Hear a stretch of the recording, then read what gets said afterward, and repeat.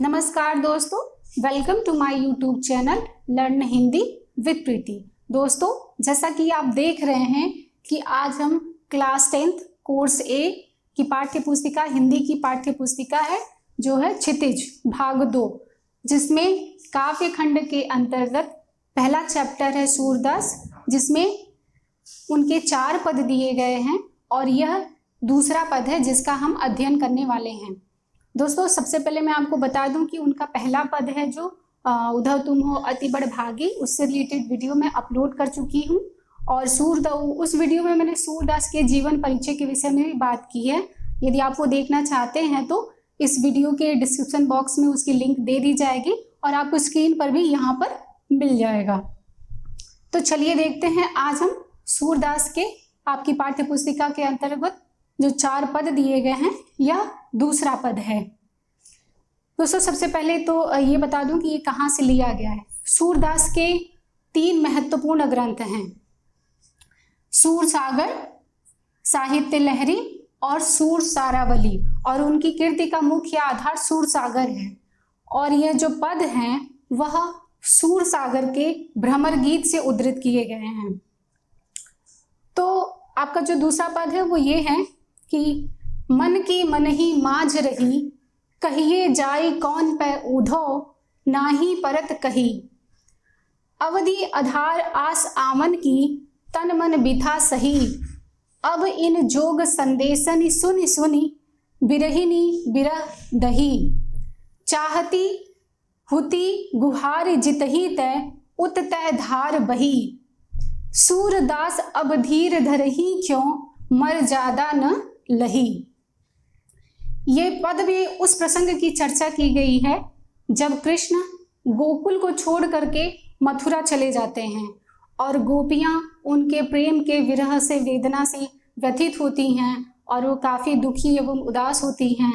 तो उस समय कृष्ण मथुरा जाने के बाद स्वयं न लौटकर अपने मित्र उद्धव को भेजते हैं गोकुल में कि आप गोपियों के पास जाइए और उन्हें कुछ समझा बुझाकर उनकी विरह वेदना को शांत करिए। अब देखिए विडंबना क्या है कि उद्धव जो कि कृष्ण के मित्र हैं, फिर भी उद्धव निर्गुण ब्रह्म को और योग साधना के उपासक हैं। वह निर्गुण ब्रह्म को मानते हैं और योग साधना के पथ पर चलने वाले हैं। परंतु अब गोपियां तो कृष्ण के प्रेम में डूबी हुई हैं, वह तो सगुण ब्रह्म को मानती हैं।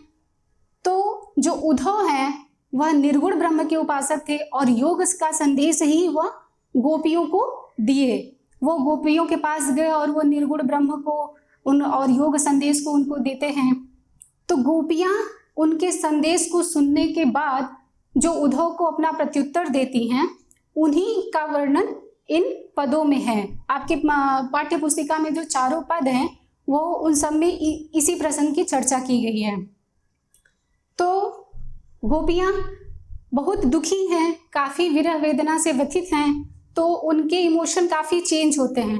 पहले पद क्या है, जो उद्धव तुम हो अति बड़ भागी, उसमें वो क्या कहती हैं, उद्धव को व्यंग कसती हैं कि तुम तो बड़े भाग्यवान हो। ये जो दूसरा पद है उसमें वो कृष्ण के मित्र उद्धव को उलाहना देती हैं। क्या कहती हैं, मन की मन ही माझ रही। माझ, मन की मन ही, माझ मने में, अंदर में, ठीक है, मन में। कहिए जाए कौन पे उद्धव, नाही परत कही। क्या कहती हैं, विरह व्यथित गोपियां उद्धव से कहती हैं कि हे उद्धव, हमारे मन की प्रेम भावना तो हमारे मन में ही रह गई। कृष्ण ने हमसे प्रेम किया ही नहीं और उस प्रेम के अभाव में हमने अपनी भावना को व्यक्त भी नहीं कर सके। उस प्रेम के अभाव में हम अपनी भावना को अभिव्यक्त नहीं कर सके। कहिए जाए कौन पे उद्धव, अब आप ही बताइए उद्धव कि हम अपनी विरह वेदना को किससे जा करके कहें। नाही परत कही, प्रेम की पीड़ा को तो किसी से कहा भी नहीं जा सकता। अवधि आधार आस आवन की, तन मन बिथा सही। अवधि माने समय, वक्त, आधार माने आधार, आस माने आशा, आवन की माने आने की आशा, तन मन बिथा, बिथा माने व्यथा, दुख, दर्द। तो क्या कहती हैं, फिर उद्धव से क्या कहती हैं कि हे उद्धव, हमने तो श्री कृष्ण के आने की अवधि को अपने प्राणों का आधार बना करके अपने तन मन की व्यथा को सह रहे थे। अब इन जोग संदेशनि सुनी सुनी बिरहिनी बिरह दही। अब इन जोग संदेशनि, वो जो उद्धव उनको जो योग का संदेश देते हैं, सुनी सुनी सुन सुनकर बिरहनी बिरह दही। बिरह मने प्रेम, क्या मतलब विरह की ज्वाला में, दही मने जल रही हैं। तो क्या कहती हैं कि अब तुम्हारे इस योग संदेश को सुन सुन करके हमारी विरह वेदना और भड़क गई है और हम विरह की व्यथा में जल रही हैं। फिर क्या कहती हैं, उनके भावनाएं फिर से चेंज होती हैं, वो बहुत उदास हो जाती है, दुखी हो जाती हैं। फिर क्या कहती हैं, चाहती हुती गुहार जितही तय उत तय धार बही। चाहती मने चाहना, हुती मने थी, गुहारी मने रक्षा की गुहार लगाने के लिए, पुकारने के लिए। जितही तय मने जहां से, उत तय वहां से, धार मने ये योग संदेश की धारा, बही मने बही चली आ रही है। फिर क्या कहती हैं, काफी उदास हो जाती हैं। फिर क्या कहती हैं गोपियां कि हमारा दुर्भाग्य देखो, कि हे उद्धव हमारा दुर्भाग्य देखो, हम जहां से अपने रक्षा की गुहार की आशा लगा रहे थे वहीं से यह धार, योग की धारा बही चली आ रही है। उनके कहने का तात्पर्य यह है कि हम चाहते थे कि कृष्ण मथुरा से वापस पुनः आकर के हमसे मिलें और हमारी प्रेम की पीड़ा को शांत करें, पर वह नहीं आए और यह योग संदेश को भेज दिए हैं जिससे हम सदा सदा के लिए कृष्ण से दूर हो जाएंगे। फिर अंत में सूरदास अब धीर धरही क्यों मर ज्यादा न लही। तो गोपियों के माध्यम से सूरदास जी क्या कहते हैं, धीर मने धैर्य, धरही मने धरना या धारण करना, मर्यादा मतलब मर्यादा। सूरदास जी गोपियों के माध्यम से क्या कहते हैं कि अब हम धैर्य कैसे धारण करें, मर्यादा न लही। जब कृष्ण ने ही प्रेम की मर्यादा को तज दिया है तो हम धैर्य कैसे धारण करें, क्योंकि प्रेम की मर्यादा यह होती है कि प्रेम को निभाया जाना चाहिए। तो कृष्ण जब वापस आए ही नहीं और हमें योग संदेश भेज रहे हैं तो उन्होंने प्रेम की मर्यादा को तज दिया है, तो अब हम धैर्य कैसे धारण करें। एक बार इसे हम फिर से देख लेते हैं। मन की मन ही माझ रही, हमारे मन की गोपियां कृष्ण के मित्र उद्धव को उलाहना देती हुई कहती हैं कि हे उद्धव, हमारे मन की प्रेम भावना तो हमारे मन में ही रह गई, हमें कृष्ण से प्रेम नहीं मिला और हम अपने प्रेम भावना को व्यक्त भी न कर सके। कहिए जाए कौन पे उद्धव नाही परत कही। अब आप ही बताइए कि हम अपनी प्रेम की पीड़ा को, विरह व्यथा को किससे जा करके कहें। नाही परत कही, प्रेम की पीड़ा को किसी से कहा भी तो नहीं जा सकता। अवधि आधार आस आवन की तनमन विधा सही। श्री कृष्ण के आने की अवधि को अपने प्राणों का आधार बना करके आशा से, उसी आशा से हम अपने तन मन के विधा को, विरह को, दुख को सह रही थी कि अब तुम्हारे इस योग संदेश को सुन सुनकर हमारा विरह और भी भड़क गया है और भी बढ़ गया है और हम उस विरह की ज्वाला में जली जा रही हैं।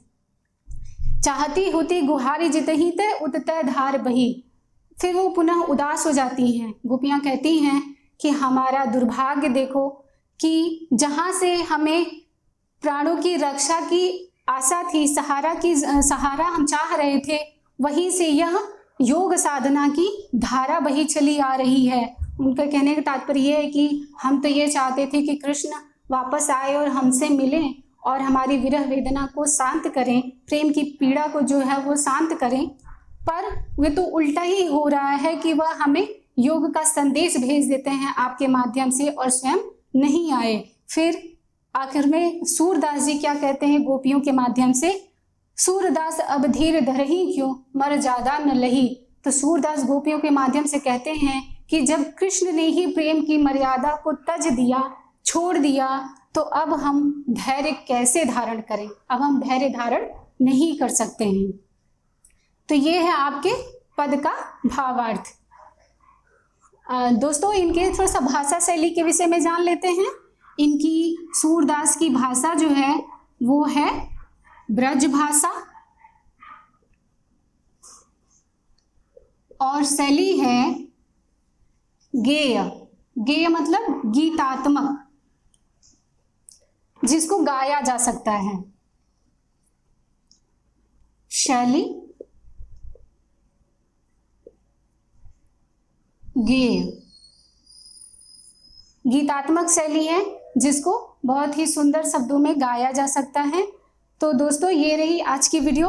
आप हमें बताइएगा कि आपको वीडियो कैसी लगती है, और यदि वीडियो अच्छी लगे तो प्लीज़ इसे देखिए, लाइक कीजिए, शेयर कीजिए, मेरे चैनल को सब्सक्राइब कीजिए और उसके बाद बेल आइकन आता है, बेल आइकन को ज़रूर दबाएं। इससे आपको मेरे नए वीडियो की नोटिफिकेशन मिलती रहेगी। तब तक के लिए इजाज़त दीजिए दोस्तों, बाय बाय।